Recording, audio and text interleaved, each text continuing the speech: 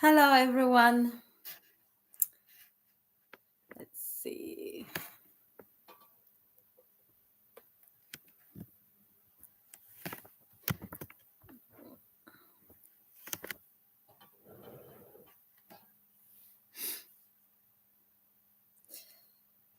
Let me wait for people to drop in. I think I wrote somewhere 2:15, but then I realized that most of the people have got 2 o'clock. So let's do it now.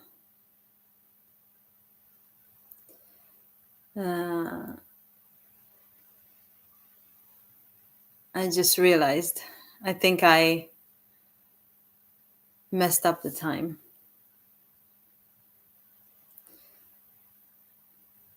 Nobody here. Good morning. Hi. From Florida. Oh, wow. Isn't it early or late? Thank you for joining. I realized that I messed up the time a little bit. I said 2:15. It's 8 a.m. Oh, wow. Thank you for watching from Florida at 8 a.m. It's early. It's Sunday morning. What are your plans for Sunday in Florida? Just trying to let people know that I have actually started at 2 o'clock and not 2:15.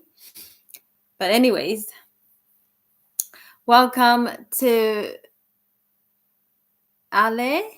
Is it Alex, perhaps?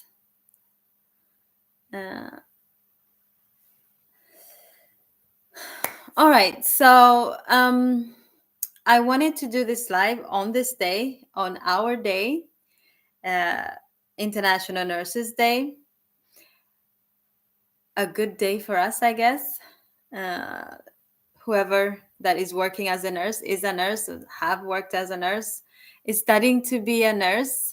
Yay. You are so needed in this career and this job that we do.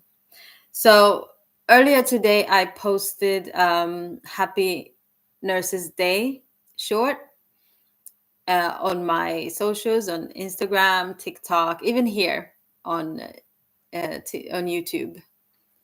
Church, yeah, it's Mother's Day. Yes, in the US, I realized that, but it's not Mother's Day here. It's Mother's Day on the 26th of this month. So the oh yeah, someone actually reminded me on a message that it's Mother's Day as well, but it's not Mother's Day in Sweden. In Sweden, Mother's Day is on the 26th of May. So I guess there's the international and national celebrations. Well, actually, mainly national, because your Mother's Day is not international. It's mainly for you guys.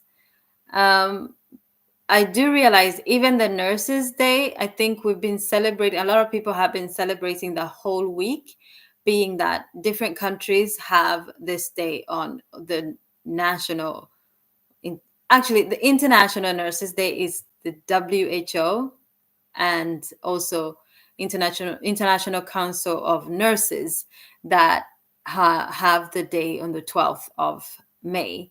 So as you can see, the days can differ depending on where you are, especially the continent that you are on. I do see messages from a lot of people on the African continent celebrating Mother's Day as well.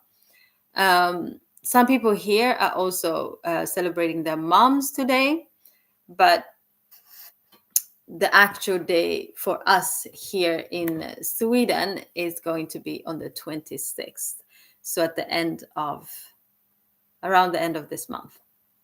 But internationally, it's Nurses Day.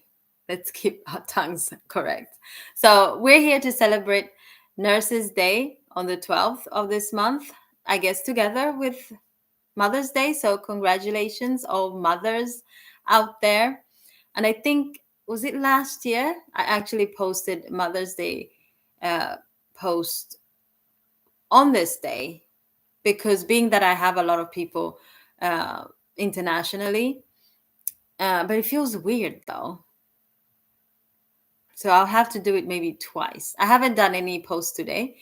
Today I've concentrated on Nurses Day because being that I've got a lot of new viewers and new subscribers, I wanted to talk a bit about what it means to be a nurse, uh, what I do as a nurse, talk a little bit about that. Your wife is a nurse. Oh, congratulations to her. Last week, they celebrated last week. I think it's been the whole week. I don't know about last week. Isn't it like this week, starting Monday? Because I've seen the threads of Happy Nurses Week for a lot of people, even in the US. I don't think it was last week. Anyway, you can check that. Um, so what it means, it ends today. Yeah, because today it ends with a big celebration, I guess. Someone watching from India, and it's 5 p.m. Okay. Well, thank you for watching. Thank you for tuning in. You're almost done with your day. Uh, for us, it's basically the middle of the day, 2:30, or 2:08 to be exact. Um, so nurses, I guess, depending on your life, you've probably encountered a nurse somewhere. So I think we're going to do this live concentrating on the the post that I made this morning of the five, um, how to describe a nurse in 5 ways. Let me see what I called it. The language can differ. So it's basically five. Number one, we're empathetic. That comes naturally. Oh my God. Trying to get your phone to be of service of a nurse. Number one, we're empathetic. That comes naturally a nurse. So I basically describe nurses by 5 words to describe a nurse. And the first one was that we are empathetic. And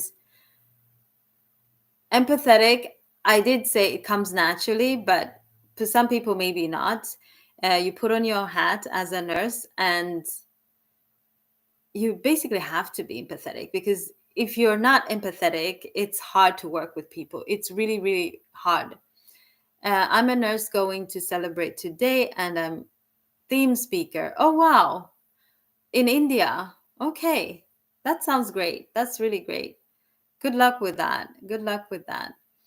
I would love to see your speech, see what you concentrate on talking. Maybe you can take some pointers from here. Yeah, so the attributes that we nurses have is one of them being empathetic.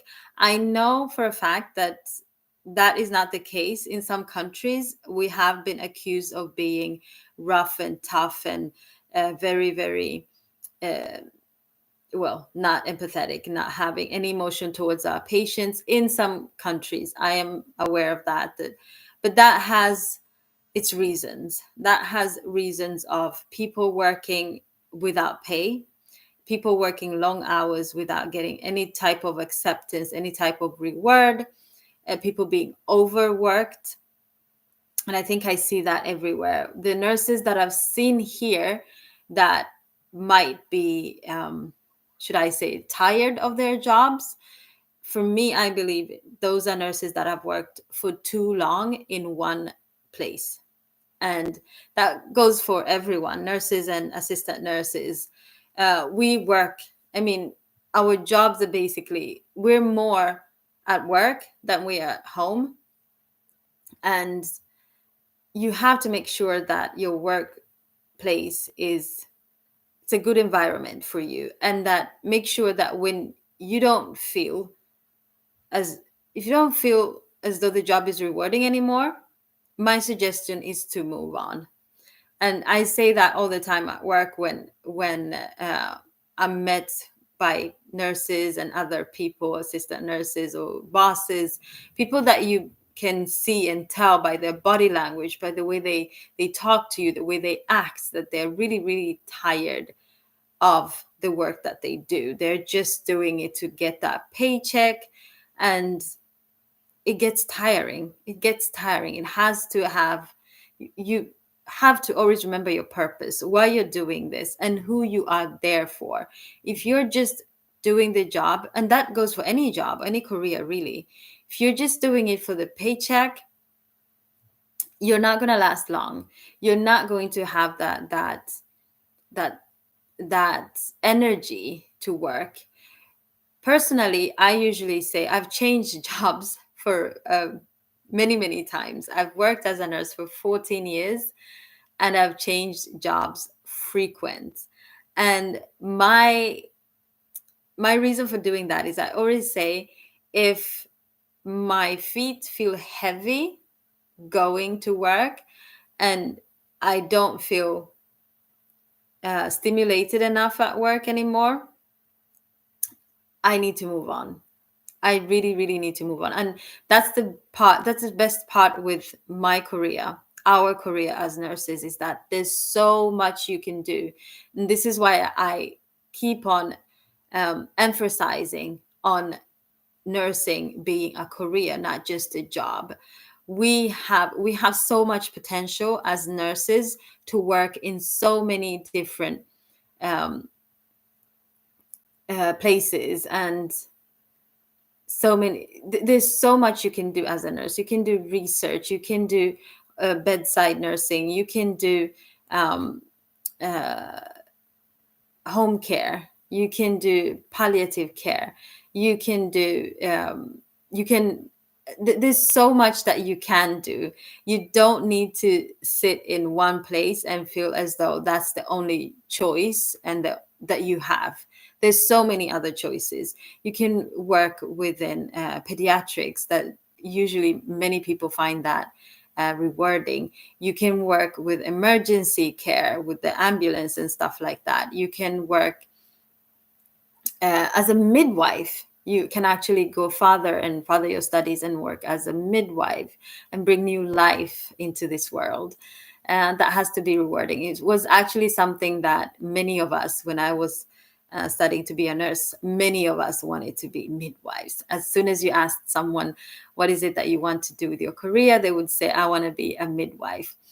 I think I know of one of the girls that has actually become a midwife. I haven't gotten that far. So my career has taken me in different places, and I still have places to go. I've done so much with my career. But going back to being empathetic, I believe that you need to also remind yourself constantly to be empathetic, to remember that you're working with people, you're working with vulnerable people. You are you are representing the place where you're working at, and you're also representing yourself. You don't want to be that um, that horrible nurse, um, you don't want that to rub off on your values and your morals. You have to remember that, because you carry that all the time.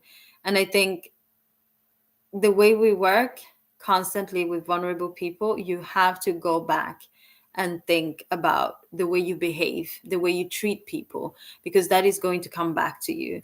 Recently, I was talking to people at work, saying that, telling them about nurses that and assistant nurses that were not behaving well. And I said, they forget that it could be them here in this bed. I usually think about, when I'm uh, taking care of my patients, that it could have easily been me. It could have been a relative of mine. It can be my brother. It can be my mother. It can be my grandmother.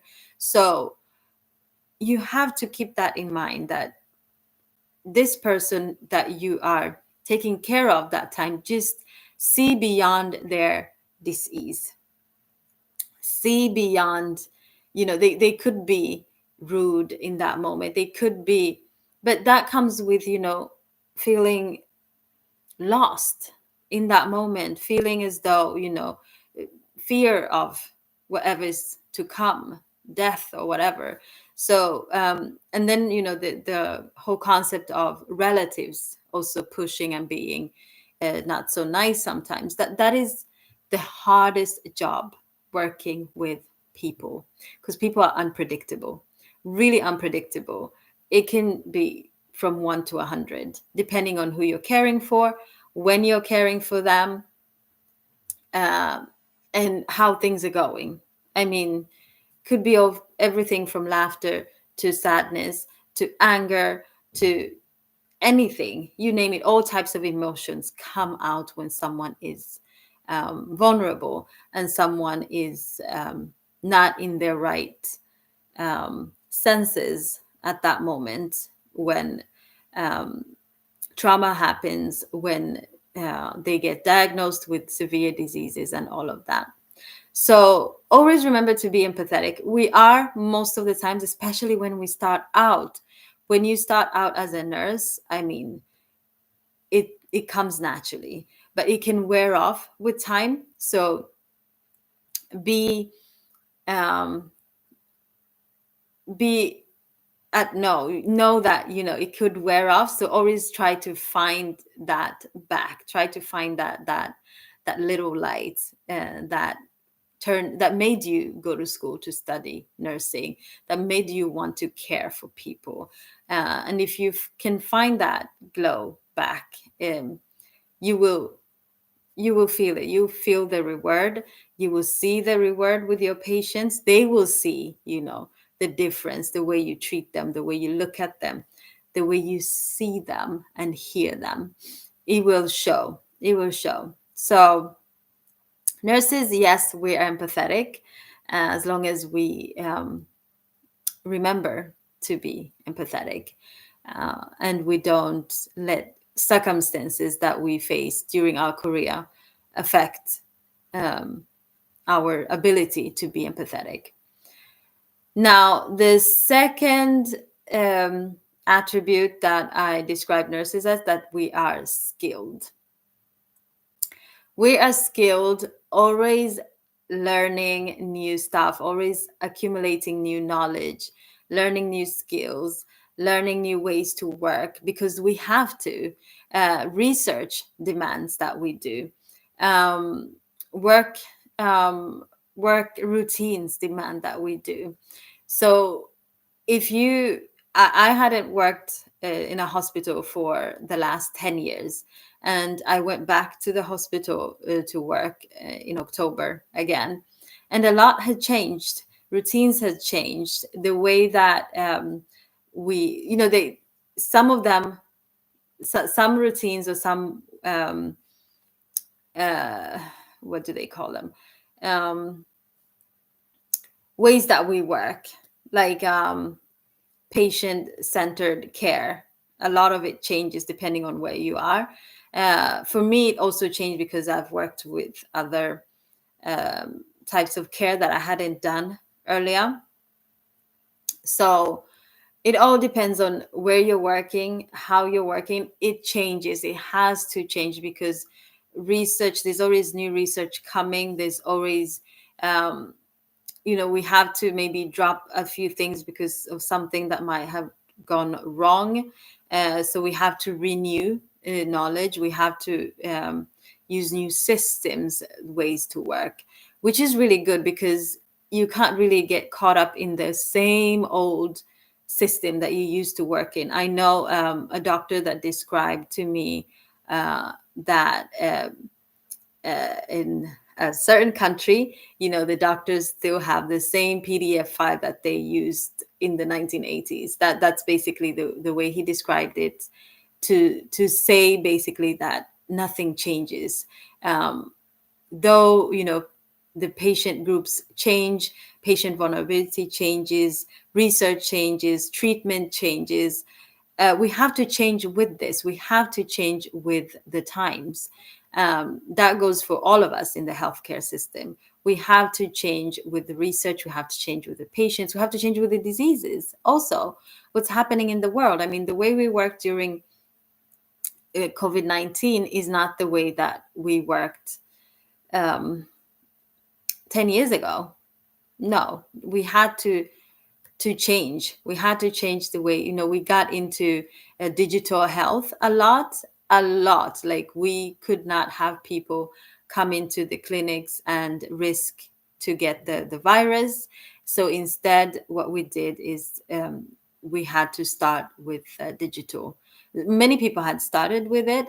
Where I was working then, we hadn't really uh, gone all the way with it. We had started a little bit. A few people had some digital patient meetings. But then when COVID-19 went full blown out, we had to go back to that. And for me, I mean, in the beginning, I felt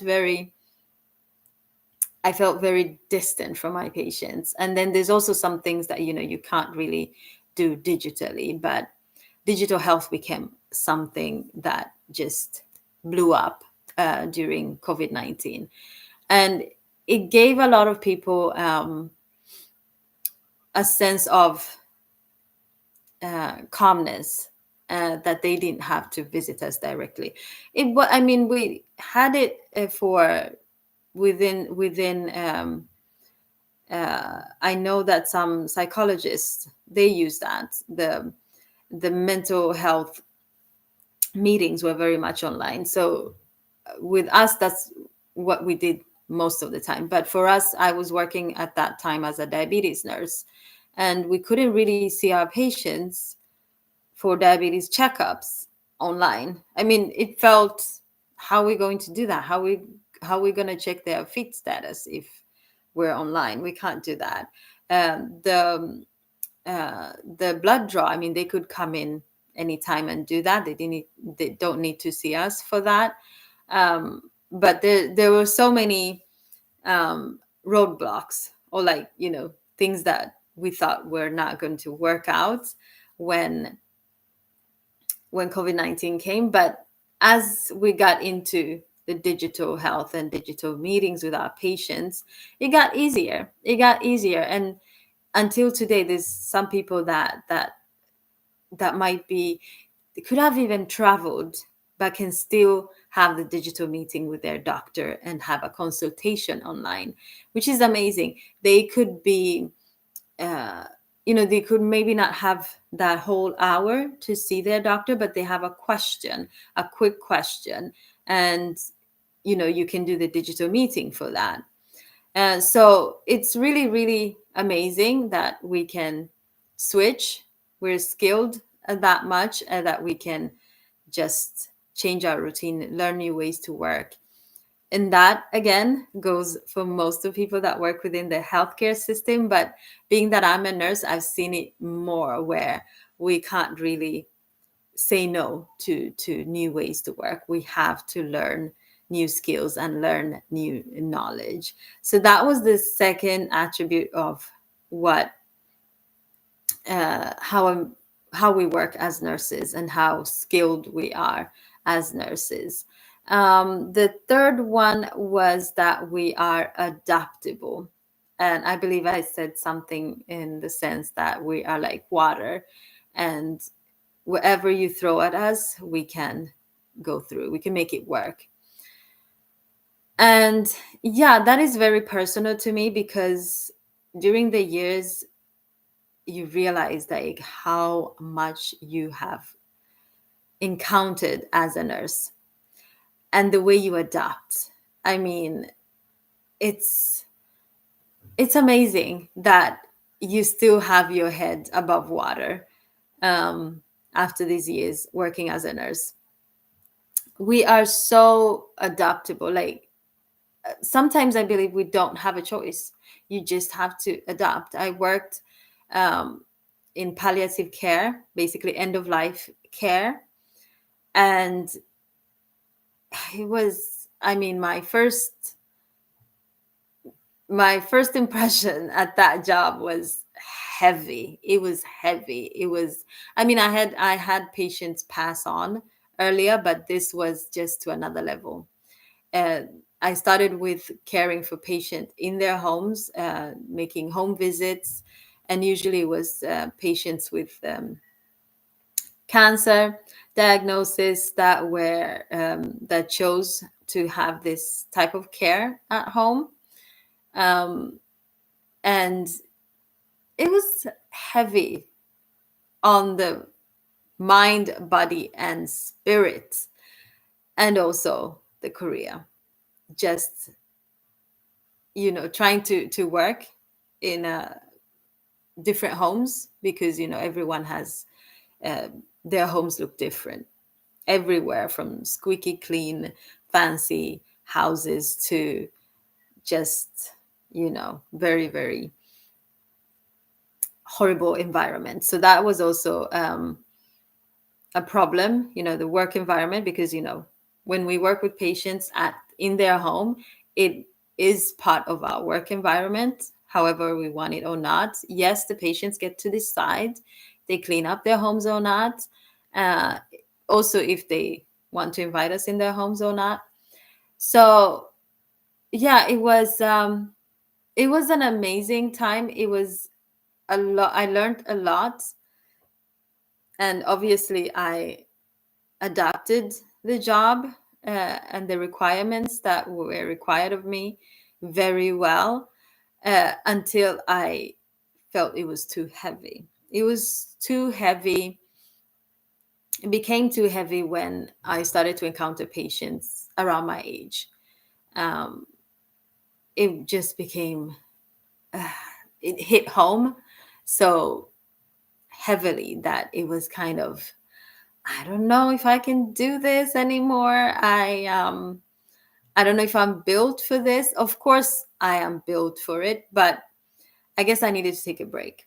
I needed to take a break from palliative care. So I do sometimes now, as I work now as a rental, not a rental nurse, but a nurse. I rotate around the hospital.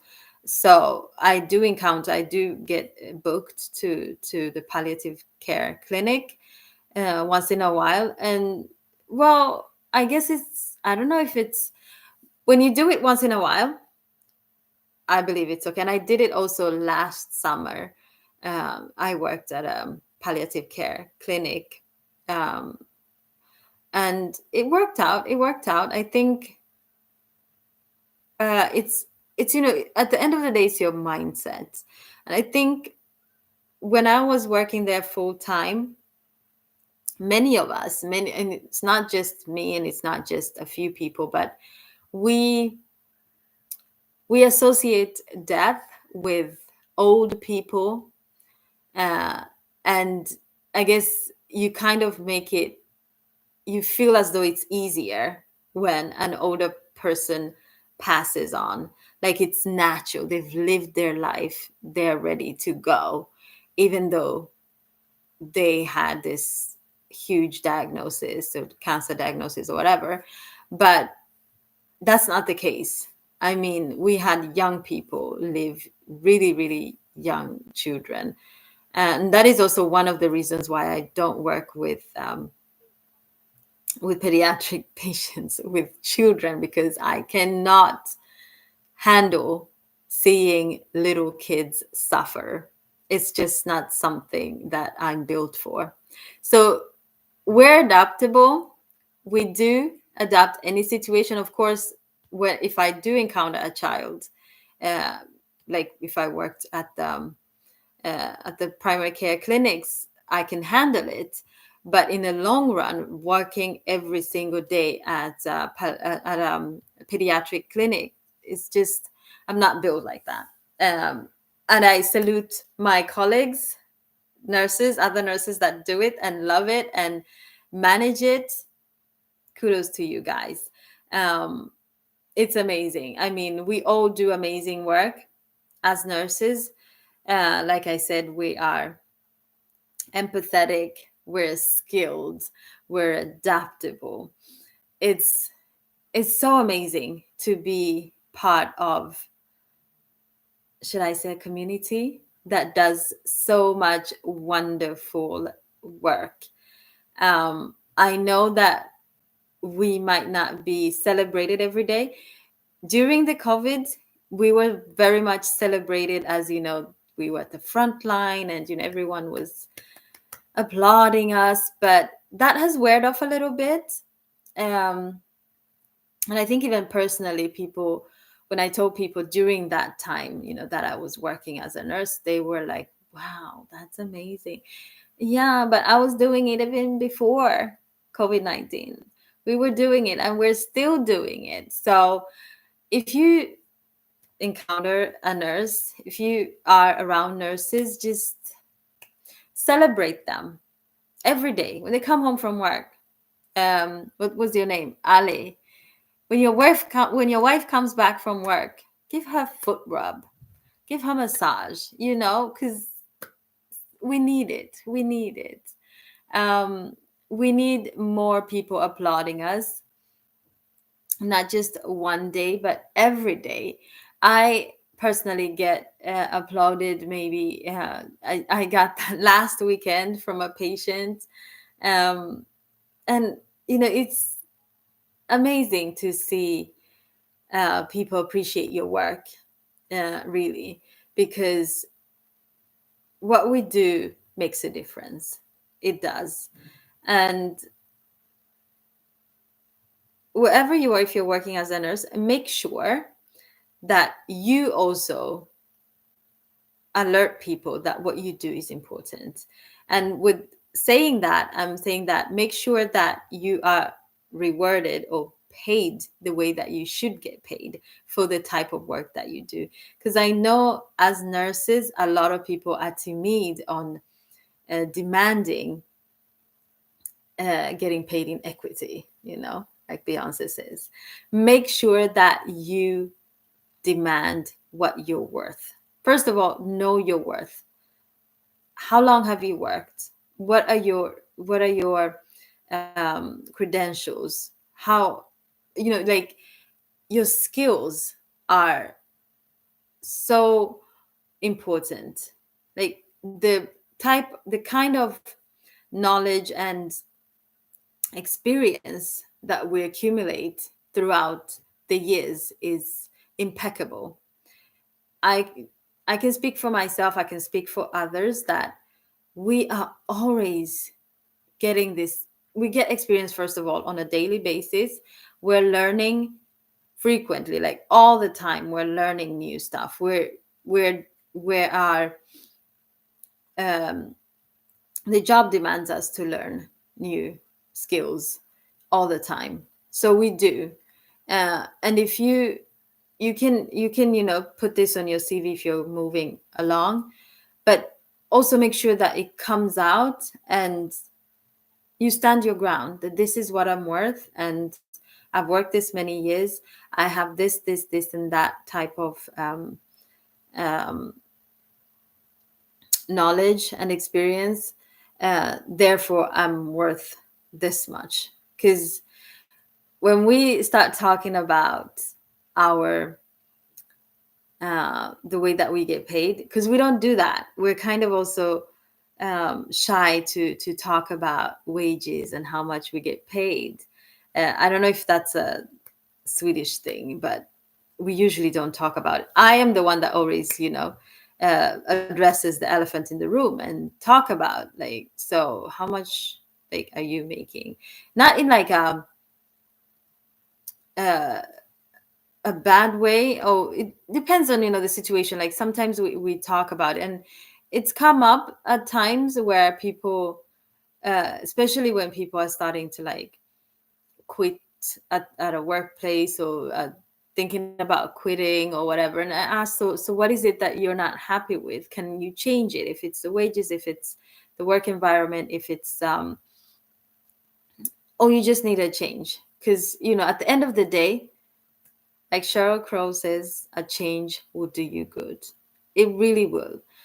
I have seen this. I mean, when I have changed jobs, it's given me new experiences, it's given me new knowledge, it's given me new skills, it's given me new ways to see the importance of my work. And I think everybody needs that. Everybody needs to feel appreciated and feel as though they're making a difference, especially when you're grinding and grinding, day in day out. And some of us work night shifts. I did that last summer. It was not a bed of roses. I cannot do night work. It's not for me. I bow out. um I'm still trying to adapt again to the evening shifts, um because I do remember when I left the bedside nursing or hospital work. One of the reasons was, I wanted to work quote unquote normal hours, office hours, Monday to Friday, and I did that for a while. But then, for personal reasons, I had to come back to the hospital to make life work balance work. So yeah, that was the third attribute. Now I have to look at my phone to look at the rest of them. Let me see. Compassion was the last one. The middle one was, let me remember. Compassion, skills, adaptable.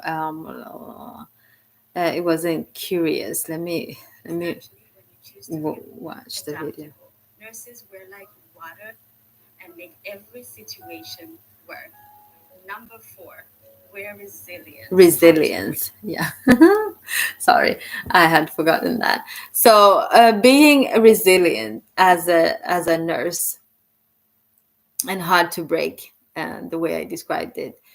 Well, I guess it comes into being adaptable and taking on so many, should I say, sad moments. But not only, regarding to our patient care, it's also to the work environment, to the people we work for, that we become resilient. We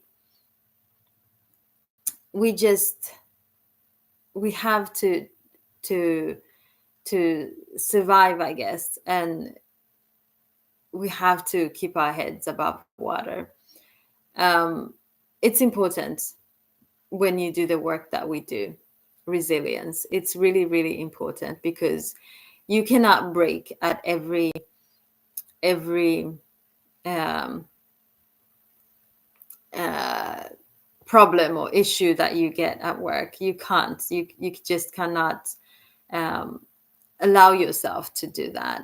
And this is why I can go back to a video that I did about therapy, and basically talking about that we nurses need therapy. Because when you're constantly being dragged like that and trying to be adaptable and to be resilient, you can wear out a little bit. It can catch up with you very, very much. So I talked about in that video on therapy and talking to nurses that we also need therapy, because we are busy taking care of others, and who takes care of us. It's important that we also at times admit defeat, like I did when I was doing the um, palliative care and bowing out for that time that I needed. Um, because, you know, these things can catch up to you. And I haven't heard of anywhere that nurses frequently attend therapy. I haven't, even my colleagues. I I think it's even like I told a friend just recently that uh, I go to therapy, and the first thing is the first reaction was, "What's wrong with you?" And I said, "Nothing is wrong with me. I just need to talk to someone." Like, we always associate going to therapy with, there has to be something wrong. You have to have like you have to be going through something right there and then. And it's like you have to to be sick to go to the doctor, which we talk about a lot when we talk about preventative care, that you don't have to be sick, ill, to go to the doctor. You can do preventative health, a checkup, a wellness checkup with your doctor. So when you go to therapy, it's your wellness checkup with, mentally, um, and spiritually, if you have that type of therapist. It's a We need this, because if we're going to be empathetic, if we're going to always be skilled and adaptable and resilient, we really, really need to talk to someone and check in. How am I doing? How was I doing yesterday? What is triggering the way that I feel right now? Why am I feeling um, these types of feelings that I'm feeling? It could be personal, it could not directly be um, associated with your job, which, we have lives outside of our jobs. We have families, we have kids, we have, mothers, fathers, relatives, brothers, sisters, and the family, uh, the family can, also need you as much as the job needs you. So now you're dealing with so much, everyone is pulling and pushing you. You need your you need to stay sane. So because of that, I believe it's really important for us to do therapy, to go to therapy, and so that we can still show up 100% at our jobs and with our families. So it's a good attribute to be resilient, but sometimes you just need to admit defeat and ask for help.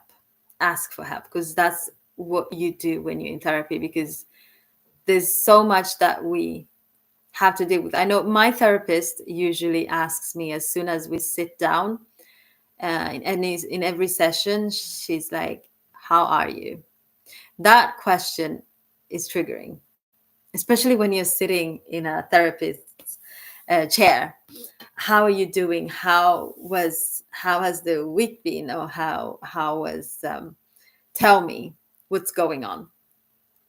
And you can always, like, on the way there, you already know that, this is what I'm going to talk about today. But for some reason, when you get in there, you're like, ooh, you just feel,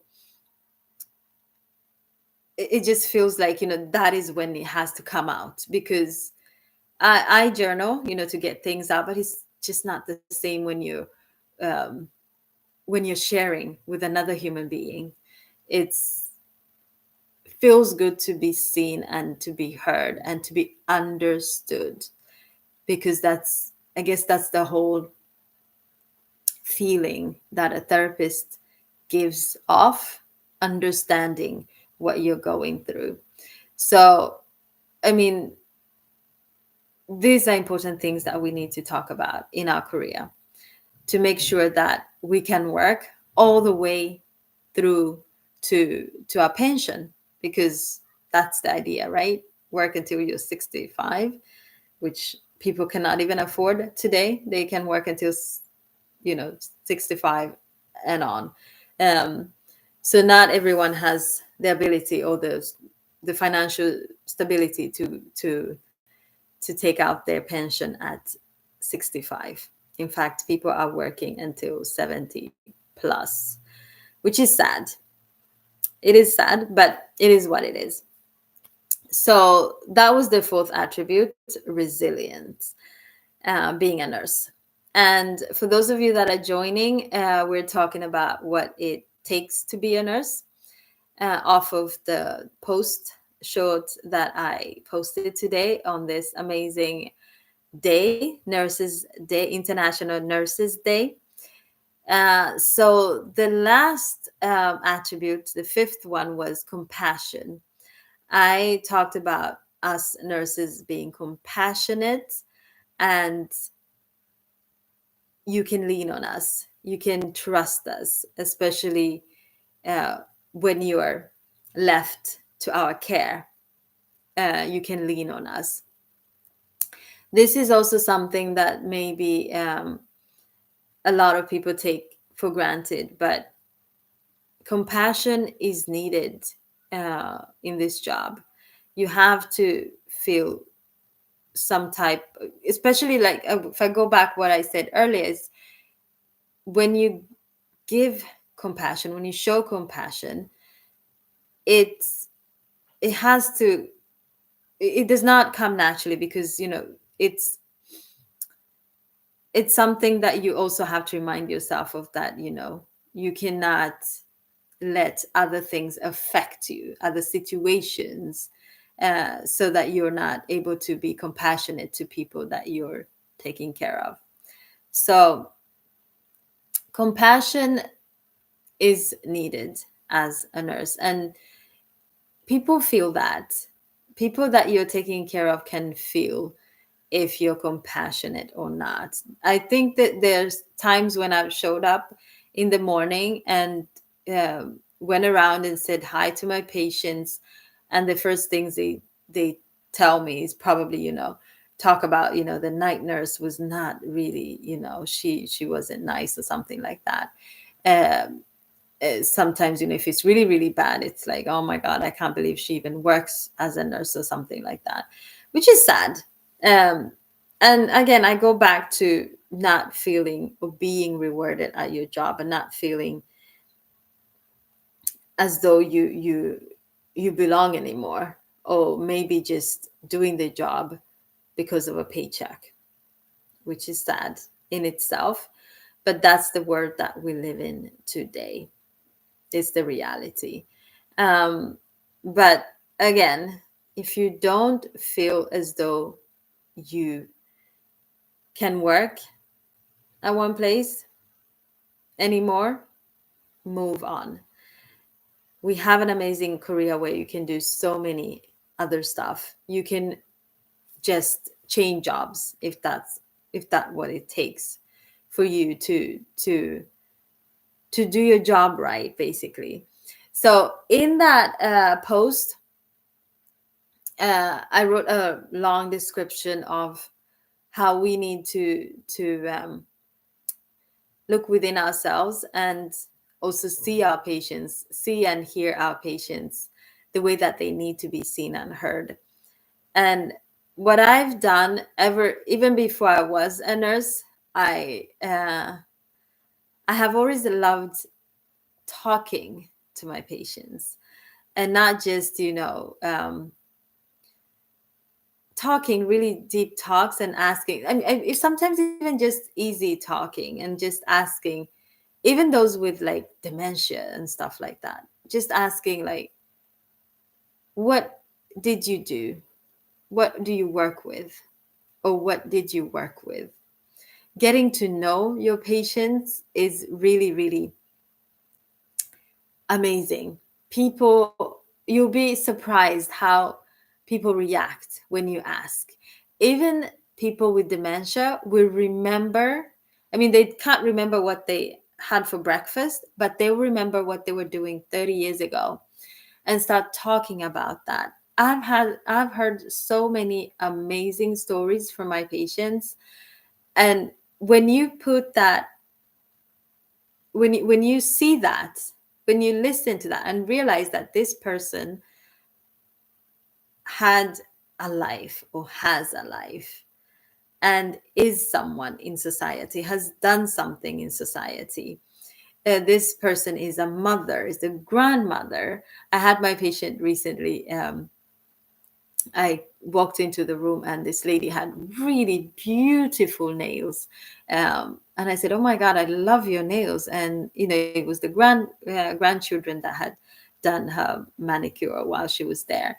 And so now I know that she's a grandmother and she's a mother, and she has a whole community of people that love her. So for me, she's no longer just a disease in front of me. She's no longer her diagnosis that she has. She is someone. She is, uh, you can talk about her and see her and know that she is someone, not just a sick person in front of you.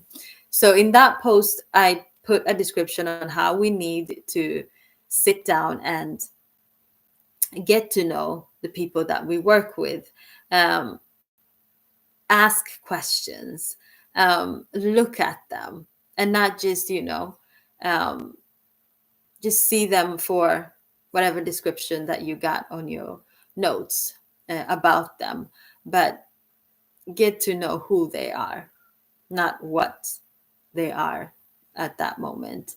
So I think when you realize that, it makes the job even more beautiful and more impersonal in a sense. Happy Mother's Day. Yeah, everyone is celebrating Mother's Day. So happy Mother's Day to all mothers out there, single mothers. You do an amazing work. I think many of my friends are single mothers, unfortunately, but even other mothers, of course. And before I forget, mothers with special needs children, happy Mother's Day. You do an amazing job. I know so many mothers that have children with special needs. That's double the job, really. Um, so happy Mother's Day. And this Mother's Day is in the US. And like I said, here in Sweden, we're celebrating it on the 26th of this month. So it differs in different countries. But Tourist Empire TV, happy Mother's Day to you if you know your mother. Doesn't look like it. Looks like your father. All right, so we covered that, and we covered the attributes of a nurse that I had posted earlier today. And if you missed it, maybe you can watch the video afterwards. But so let's move on to my career as a nurse. Um, so I have worked with, for those of you that just joined, we're talking of it's nurses, International Nurses Day today as well. So that's what I focused on this live session. I think it shows also in the um, link that you clicked on. So what was I saying? My career as a nurse. So I've worked as a nurse for 14 years. I graduated in 2011 at Middle University in Sundsvall, a small village, not very small, but a university city in Sundsvall, north of northern Sweden. So, and after that, I also did a master's in public health at Uppsala University. In fact, I did I did film a video talking about this. Unfortunately, some parts of the video do not have volume because the mic that I was wearing stopped working, which is really, really sad. I was looking forward to posting that for you, but technical problems. I haven't had time yet to refilm it, but I think I should really soon, hopefully this week, and I can post it. But yeah, so that is my credentials as a nurse. Graduated 2011, worked for 4 years, and then went on to do my master's in public health at Uppsala University, and still working bedside nursing currently, and then doing this. The whole idea, with the YouTube is to talk about preventative health and things that I've seen during my career that I feel need to be addressed uh, where you are, where people are. And people are very much on social media than they are in our offices as nurses. In fact, when you guys show up, when people show up at my office, it's always um, there's always a problem, and it's very hard to address certain issues when people are vulnerable. So for me, I felt a need to educate people before they actually got sick. And this is why I started this platform, to talk about preventative health basically in advance, so that you know that what you do, your lifestyle choices, your everyday choices, basically uh, define, if your health very much. So you need to know, and you have to get the tools that you need to make sure that you stay as healthy as possible, mentally and physically. So I try to do that with information, health information, different topics sometimes, but also short form messages, like the recent ones on traveling, safety, health, safety, travel information. Um, so that when you are traveling, you think about your health as well, because usually we think about going on a trip and having fun, and not really considering that we could get sick or need to stay healthy during our trip. Even just staying hydrated on our trips could be something that people don't think about, and they wonder why they had these headaches, and then try to maybe think, oh, maybe it's the sun, it's just but really very important to think about your health as you travel. So those are some of the things that I do. I talk about women's health a lot, because women's health is very neglected in our society today. Very little research on female disease, I should say.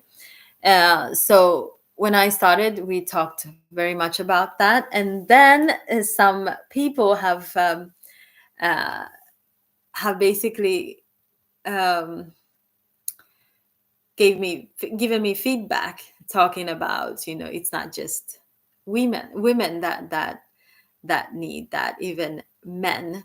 I do have I received a message from uh, a subscriber that told me, why do you always say hello ladies? We also watch the men.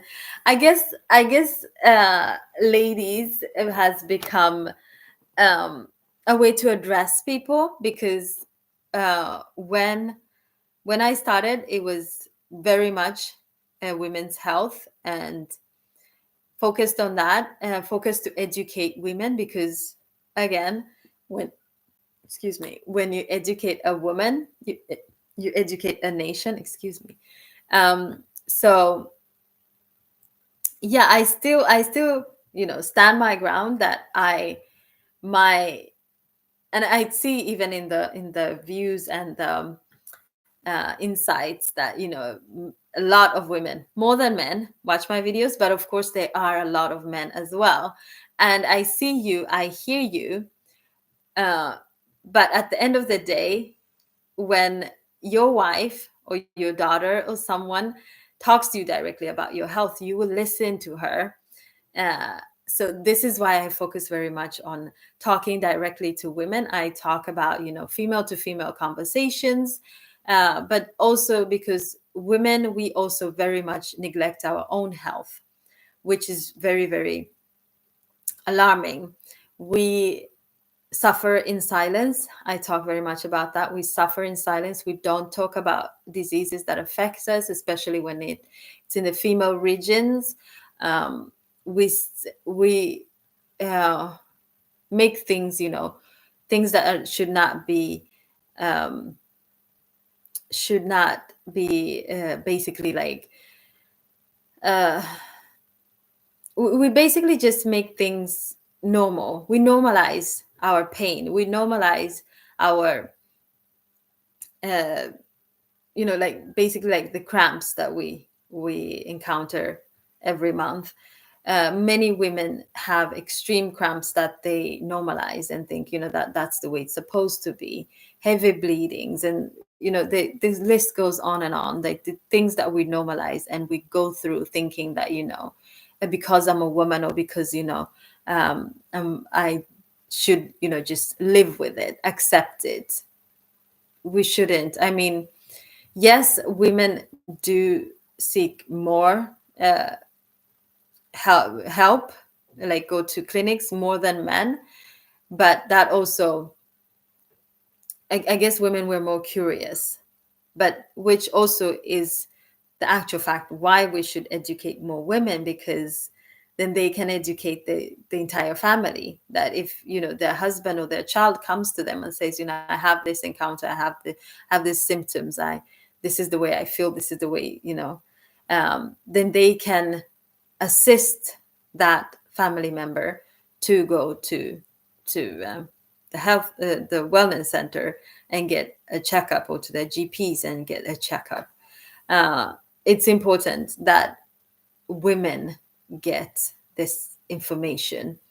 Not saying more than men, and I'm going to try, in the future, when we are growing. Of course, we're going to tap into, women are heroes. Yes, sheroes, sheroes. So we are going to address, male diseases as well, as we grow, and the platform grows bigger, because I know a lot of, men, approaching their 40s, that do not want to accept that they need to, um, to take care of themselves, to think about, just going for that prostate checkup. Very many of you dread that. um, I've had a few men come up to me, like, some friends telling me, so why do we always get a finger up butts, when we go to the doctors, and it's so uncomfortable? Why do they have to do that? Well, this and this and this and this is why it's needed, and there's nothing wrong with it. Especially, it's a cultural thing as well. The way we connect that to, like, sexuality, it's just, I guess maybe because I'm in the healthcare, system, but it's sad that people will actually refuse to go to the doctors, because the fear of being, well, losing your manhood. Like, how are you going to lose your manhood because you go for a checkup? Anywho's, so as the channel grows, we're going to address more, male issues, should I say. But as we talk, usually we talk on a broader scale. We talk about things that affect both men and women. I want to talk about compliance. Compliance is a problem. Compliance meaning, that you actually follow up with the instructions and, recommendations that your doctors give you, as well as, the medication plan that your doctor gives you. That affects both, mainly men, I would say. There's a lot of men that I've encountered that just basically refuse to take their medication, or basically come home and say, oh, I feel better now, I don't have to take this medicine anymore. And that is as severe as, blood pressure medication. I had a good friend of mine that actually two of them, that I talk to. And this has nothing to do with someone not being educated. Of course, education and awareness, like if you're highly educated, you have your master's degree, you have your PhDs, you have your what. I've realized that really has does not really uh does not go hand in hand with people when they get to health. Like, I think when it comes to health, we should talk more about awareness. Because I've met so many people. I believe last time I met a good friend of mine that uh, I spoke to about Nurse Aisha, and I told him, yes, so I have this platform where I talk about preventative health. And he said, "Oh yeah, I need to. Maybe I should listen to that. It sounds interesting." And then I went on and talking about, the importance of preventative health, and the topics that I talk about. And I mentioned high blood pressure, and he said, "Oh yeah, I used to have that as well, but uh, I guess I feel better now." And I said, "Excuse me?" He said, "So you actually had high blood pressure, and your doctor put you on medication, and you are saying that you feel better. When was the last time you took your blood pressure?" And he didn't have an answer. He said, "Well, I have to do that?" Well, obviously. And when we talk about diabetes, someone will tell me, "Oh, well, at least I don't have diabetes." When was the last time you took a blood sugar test? So I really want to focus on awareness, and awareness goes for both men and women. And even though I say, when you educate a woman, there are some men that will receive the information very well as well and educate their wives, hopefully. Um, Especially, there are some things, that maybe some people take more serious. They could be, um, an experience. Some people might have encountered, really sick people in their lives and seen things happen to their loved ones. And then, from that experience, take health issues more serious than others do, because they have been through that. So, yeah, basically, now I'm just going all over the place. But this is part of basically my nursing.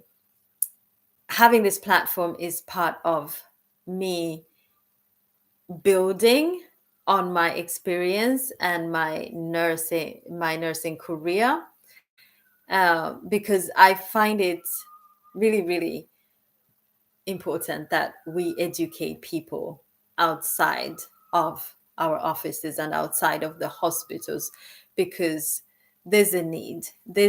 I mean, yes, there are some bigger entities such as WHO that has this information in different health topics and informatics on their website. But I don't know how often a normal person will go to their webpage, except for us that are in the system, that are interested to learn more. We'll follow them on their Instagram, we'll follow them, but a normal person will not do that. So it's important that we are there, because what really annoys me is that the unserious people spreading uh, misinformation are there. The ones that you hear, "Oh, drink this and you'll get, your diabetes will get better, your hypertension will get better, your skin will get better. um, do this twice a day and you will not." you know they are there, they're on TikTok. Oh my god, they are here on YouTube. Maybe not as much on YouTube, because YouTube is regulated in a way, but TikTok is just a jungle. And I don't even want to.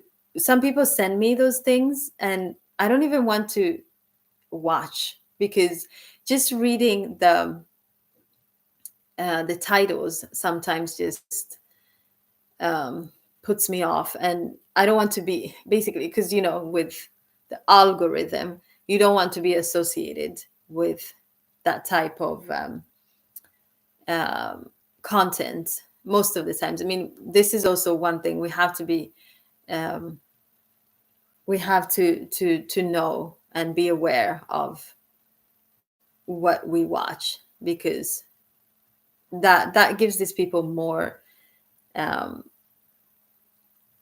it gives them more power, I guess. There's so many people that talk to me about, um, especially when it comes to, it's not weird, but it's kind, I can understand that, especially when it comes to a lot of men and women, for that matter, when it comes to reproductive health, or sexual health, I should say. People that have low libido, or people that they are the ones that click on those types of videos where someone is recommending something for low libido, or even as serious as what's the word I'm looking for? Anything that has to do with dysfunction, sexual dysfunction, or erectile dysfunction. That's the word that I'm looking for. Uh, that is something that, well, obviously, it's very much of a male problem. And I see that. I even, I've seen so many people come, watching these videos and believing these people, and coming to me and saying, "Oh, I watched someone on YouTube or TikTok that recommended this herb, or this whatever." And it's just sad. It's really, really sad when you string along people with this type of untruth. Basically, that's what I can say. Misinformation. It's sad. So with that said, I feel like we nurses, doctors, um, any healthcare providers that feel comfortable in front of a camera, either together with I know that some clinics actually have social media presence. If you can do that and inform people outside of the offices, that is really great. And especially if we can grow more, so that we can outnumber the misinformation people that are here. And also, maybe do some reaction videos. I know a doctor, okay, I don't remember his name. There's a doctor that I follow that is really, really good at point, like, basically reacting to their videos. I don't know how, all, but he gives it to them. He takes a video that is spreading, or is talking about things that are not really accurate, uh, and explains it to people the way it should. And it's not like he doesn't really pick out the extreme.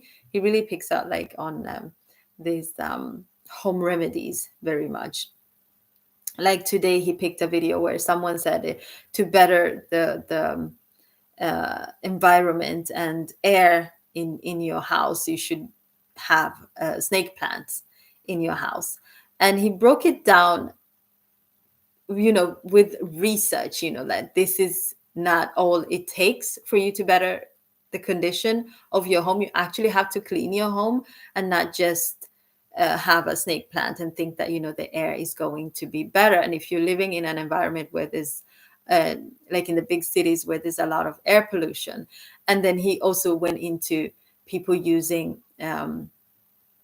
scented candles, how that can worsen the air quality in your house, and you should choose scent-free candles. So he went into the details explaining. I think we should. Well, I don't know if everybody can do that, because I personally cannot do that, because at least not yet. I mean, I can, what I do is, if I have a reaction video, I have actually reacted to one of his videos. Um, it would be basically just pointing out something that is accurate, that needs to be spread farther to even my viewers that maybe do not follow that person and need this information. Yeah. So I really urge you, if you are a nurse or a doctor or anyone in the healthcare sector, that if you are comfortable sitting in front of the camera and teaching and increasing awareness, especially on preventative health, but also maybe on different health issues, you should definitely do that for us, because it's needed. Sorry, I need to shift myself. I've been sitting for a while now, so all right. So what else? So I was still, I guess talking about my career and how far I've gotten. After these 14 years, I'm here on YouTube educating, which is interesting, amazing, and it's growing on me. It's really growing on me. I like it because it gives me, um, obviously, the whole health. Um, it's my passion. It's my passion to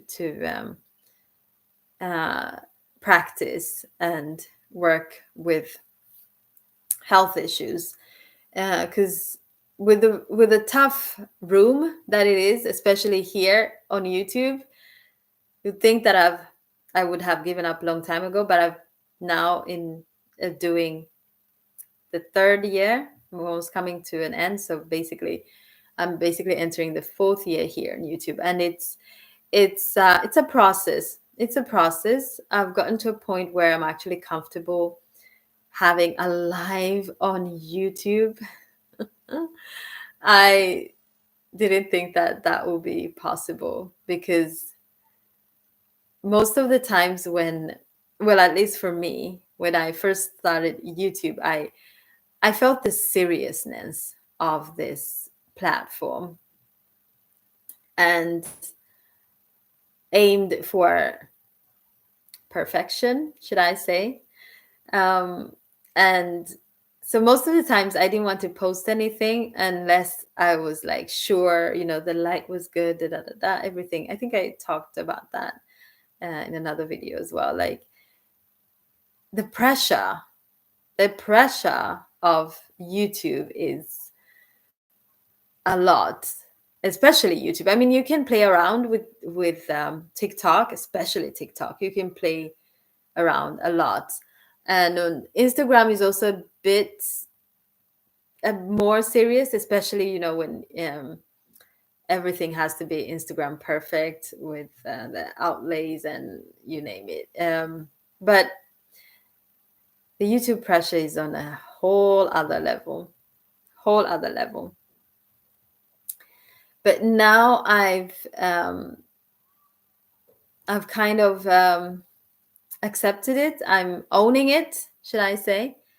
Um, it feels okay. It feels good. It feels um, not so scary anymore, I guess. It's not as scary as it was in the beginning. Yeah. So let's see. We've done an hour and 15 minutes. And I guess everyone has been very busy with Mother's Day. And I understand. But I felt I needed to come here today and salute my colleagues, nurses, and talk about the importance of our career and how strong and amazing we are, and how much I love this. I don't think I've said that actually too much. I haven't said that at all. Have I said this, that I really, really love my career? Have I said it? If I have, I'm saying it now. I really, really love my career. I don't think that I would choose any other career at this moment. I don't regret it. Um, I questioned it in the beginning, the very, very beginning. Like I think I was told very early by my relatives that I should become a nurse, but I basically refused and questioned it a lot. I was like, no, I want a fancy job, a suit and tie and lipstick and high heels. But no, I don't feel, because it gives me so much reward. It gives me so much, um, should I say, assurance. I feel needed. I feel like I'm making a difference at the job that I'm doing, whatever it is that I'm doing. Even when I was doing research, because research can be, uh, it's not, you're not as close, it's not bedside nursing. It's not, but even then, I felt, I think at this moment, I would say it was one of the most interesting jobs that I've had, doing research. And basically, because it was clinical research, I think because it was something different. I had never worked like that before. I was so used, and that's the beauty of our career. You think that you can only do one thing, but no, there's so much you can do as a nurse. And if you just Google it, you will see. And depending on your interest, you just, the sky's the limit. The sky's the limit. Um, I know, especially male nurses love to do the hardcore, we call it medical technical kind of work, the technical work that is required, and also maybe the heavy lifting, the ambulance work, and the ICUs, and anesthetics kind nurses, kind of those types of jobs. But I've seen nurses, male nurses in other entities as well. Um, but yeah, teaching is one of them, which is something that I want to do more of, even outside of this platform. Uh, Speaking engagements, like Sarala is doing, just talk to people and educate people on other platforms, in their workplaces. I want to do more of that because, like I said, even educated people need to be educated about health issues and health problems. And um, we really think that people that have um, master degrees and PhDs and all of that. My uncle being one of them. My uncle is like this highly educated person. Hi, uncle. um, but when it comes to health information,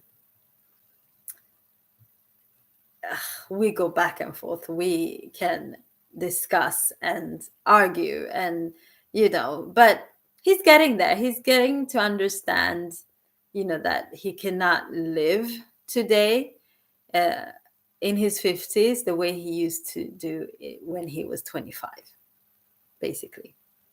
So just that, um just him accepting that today is, uh, I'm happy that I've planted that seed, um, with him, because we forget that our bodies cannot really, um, handle life, or you cannot really basically live and be as, should I say, ignorant, like you were in your 20s.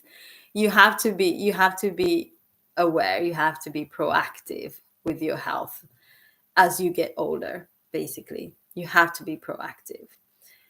um, Today, unfortunately, in today's society, not even the 20-year-olds can afford to not be proactive with their health, because there's a lot happening. The environment has changed. We're changing. We're encountering uh, different viruses and diseases that uh, do not allow us to be as ignorant as we were before.